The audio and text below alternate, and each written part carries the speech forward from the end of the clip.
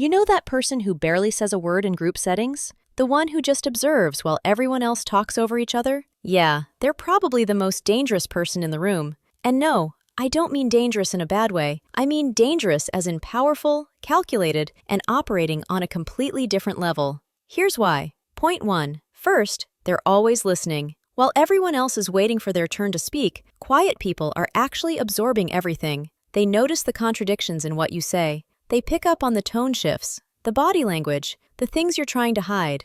They're building a mental map of who you really are, and that gives them an advantage most people never see coming. They know more about you than you think. Point 2. Second, they think before they act. Loud people react. Quiet people calculate. They're not impulsive. They're not emotionally driven. When they finally make a move, it's because they've already run through every possible outcome in their head. Psychology calls this high impulse control, and it's one of the strongest predictors of long-term success. They don't waste energy on things that don't matter, and when they do act, it's precise. Point 3. Third, they're underestimated, and they know it. People mistake silence for weakness. They think quiet means shy, unsure, or lacking confidence, but that's exactly what makes them dangerous. While you're dismissing them, they're 3 steps ahead. They let others underestimate them because it keeps them out of unnecessary conflict. They're playing chess while everyone else is playing checkers. And by the time you realize what happened, they've already won. Point 4. Fourth, they have emotional control. Quiet people aren't emotionless. They just don't let their emotions control them. They feel everything.